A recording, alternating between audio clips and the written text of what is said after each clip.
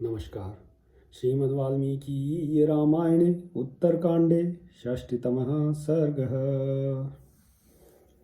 तयो संवदतोरेवं रामलक्ष्मणयोस्तदा वासन्तिकी निशा प्राप्ता न सीता न च धर्मदा। श्री राम और लक्ष्मण परस्पर इस प्रकार कथा वार्ता करते हुए प्रतिदिन प्रजापालन के कार्य में लगे रहते थे। एक समय वसंत ऋतु की रात आई, जो न अधिक सर्दी लाने वाली थी न गर्मी।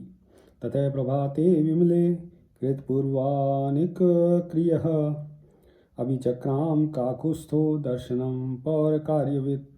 वह रात बीतने पर जब निर्मल प्रभात काल आया, तब पूर्ववासियों के कार्यों को जानने वाले श्री रघुनाथ जी पूर्वान काल के नित्य कर्म संध्या वदन आदि से निवृत्त हो बाहर निकलकर प्रजाजनों के दृष्टिपथ में आए। ततः सुमंत्रस्त्वागम्य राघवं वाक्यं ब्रवीत्। एते प्रतिहता राजन् द्वारि तिष्ठन्ति तापसः भार्गवं च्यवनं चैव पुरस्कृत्य महर्षयः दर्शनं ते महाराज चोदयन्ति कृतत्वरः। उसी समय सुमंत्र ने आकर श्री राम जी से कहा, राजन, ये तपस्वी महर्षि भृगुपुत्र च्यवन मुनि को आगे करके द्वार पर खड़े हैं। द्वारपालों ने इनका भीतर आना रोक दिया है महाराज। इन्हें आपके दर्शन की जल्दी लगी हुई है और वे आपके आगमन की सूचना देने के लिए हमें बारंबार प्रेरित कर रहे हैं। प्रीमाणा नरव्याघ्र यमुना तीरवासिनः तस्य तद्वचनं श्रुत्वा रामे प्रोवाच धर्मवित्। प्रवेशन्तां महाभागा भार्गव प्रमुखा द्विजः। पुरुष सिंह, ये सब महर्षि यमुना तट पर निवास करते हैं और आपसे विशेष प्रेम रखते हैं। सुमंत्र की यह बात सुनकर धर्मज्ञ श्री राम ने कहा, सूत, भार्गव, च्यवन आदि सभी महाभाग महर्षियों को भीतर बुलाया जाए। राज्ञस्त्वाज्ञां पुरस्कृत्य द्वास्थो मूर्ध्ना कृताञ्जलिः प्रवेशयामास्तदा तापान् सुदुरासदान्। राजा की यह आज्ञा शिरोधार्य करके द्वारपाल ने मस्तक पर दोनों हाथ जोड़ लिए और उन अत्यंत दुर्जयी तेजस्वी तापसों को वह राजभवन के भीतर ले आया। शतं समाधिकं तत्र दीप्यमानं स्वतेजसा प्रविष्टं राजभवनं तापसानां महात्मनां। ते द्विजाः पूर्णकलशः सर्वतीर्थाम्बुसत्कृतः गृहीत्वा फलमूलं च रामस्याभ्याहरन् बहु। उन तपस्वी महात्माओं की संख्या 100 से अधिक थी। वे सबके सब अपने तेज से प्रकाशित थे। उन सब ने राजभवन में प्रवेश किया और समस्त तीर्थों के जल से भरे हुए घड़ों के साथ बहुत से फलमूल लेकर श्री रामचंद्र जी को भेंट किए। प्रतिगृह्य तु तत्सर्वं रामः प्रीति पुरस्कृतः तीर्थोदकानि सर्वाणि फलानि विविधानि च उवाच च महाबाहुः सर्वानेव महामुनीन्। महाबाहु श्री राम ने बड़ी प्रसन्नता के साथ वह सारा उपहार, वे सारे तीर्थ जल और नाना प्रकार के फल लेकर उन महामुनियों से कहा, इमान्यासनं मुख्यानि यथार्हम् उपविश्यतां। रामस्य भाषितं श्रुत्वा सर्व एव महर्षयः ब्रसीषु रुचिराख्यासु निषेधु कांचनीषु ते। महात्माओं, ये उत्तमोत्तम आसन प्रस्तुत है, आप लोग यथायोगी इन आसनों पर बैठिए।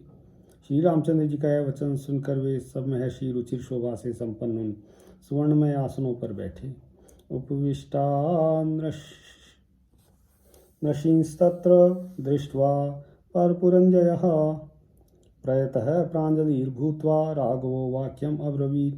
उन महर्षियों को वहां आसनों पर विराजमान देख शत्रु नगरी पर विजय पाने वाले रघुनाथ जी हाथ जोड़ संयत भाव से बोले, किमागमन कार्यं वह किं करोमि समाहितः आज्ञाप्योऽहं महर्षीणां सर्वकाम करः सुखम।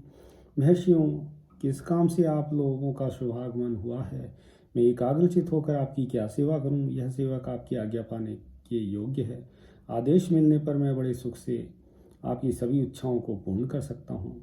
इदं राज्यं च सकलं जीवितं च हृदि स्थितं सर्वमेतद् द्विजार्थं मे सत्यमेतद् ब्रवीमि वह। यह सारा राज्य इस हृदय कमल में विराजमान यह जीवात्मा तथा यह मेरा सारा वैभव ब्राह्मणों की सेवाओं के लिए ही है। मैं आपके समक्ष यह सच्ची बात कह रहा हूँ। तस्य तद्वचनं श्रुत्वा साधुकारो महानभूत ऋषीणाम उग्र तपसाम यमुना तीरवासिनाम। श्री रघुनाथ जी के वचन सुनकर उन यमुना तीर निवासी उग्र तपस्वी महर्षियों ने उच्च स्वर से उन्हें साधुवाद दिया। उचुश्चैव महात्मानो हर्षेण महतावृतः उपपन्नम नरश्रेष्ठ तवैव भुवि नान्यतः। फिर वे महात्मा बड़े हर्ष के साथ बोले, नरश्रेष्ठ, भूमंडल में ऐसी बातें आपके ही योग्य हैं। बहवः पार्थिवा राजन नतिक्रांता महाबलः कार्यस्य गौरवं मत्वा प्रतिज्ञां नाभ्यरोचयन्। राजन, हम बहुत से महाबली राजाओं के पास गए, परंतु उन्होंने कार्य के गौरव को समझकर उसे सुनने के बाद भी करूँगा ऐसी प्रतिज्ञा करने की रुचि नहीं दिखाई।